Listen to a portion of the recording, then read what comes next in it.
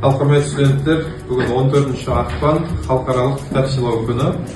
Сол себептен сіздердің группаға колледж атынан кітап сыйлайтын боламыз. Бұл енді сіздерге біріншіден сұрақтар қойылады. Кім 2 сұраққа, 3 сұраққа жауап береді, сол студентке кітап сыйлайтын болады.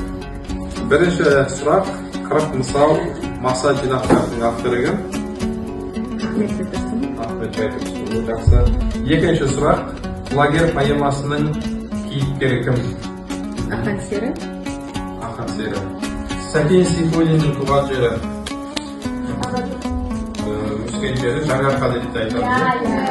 Жүсіпбек Аймауытовтың қандай шығармасын білесіздер? Ақбілек қақпырмен жақсы. Мұхтар Әуезовтің Көксерек кітабы? Студенттің кітабы.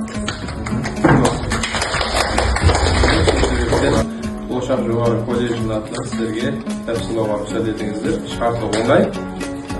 Кім 2-3 сұраққа жауап береді, сол студенттерге кітап сыйлаймыз. Қазақ әдебиетіндегі тұңғыш роман қандай? Оның авторы? Абайдың 5 асыл істен 5 дұшпанды саралайтын өлеңінің аты? Жақсы. Оралхан Бөкейдің қандай шығармасын білесіздер? Қатқызы Абай. Жақсы. Абай Құнанбайұлының ерекше стильде жазылған өлеңі? Сегіз аяқ. Қанары мен айыпқа бір кітап сыйлап жатыр. Қарғызы, Оралхан Бөкейдің және Сайын Мұратбеков Қылау жинағы. Мен сізге 2 сұрақ қоямын, сол сұраққа жауап берсеңіз, кітап сыйлайтын боламын. Бірінші сұрақ, Қазақ даласында тұңғыш мектеп ашқан кім және қай өңірден ашты? Ыбырай Алтынсарин Торғайда ашқан. Жақсы. Екінші сұрағымыз, Абай Құнанбайұлының туған жері? Семей, қазіргі Абай облысы.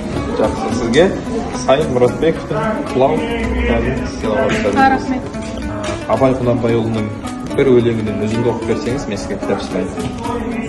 Сен болмайын, өнерпаз болсаң қалай, сенде бір кірпіш бар, мен күйдірген кітап та бар.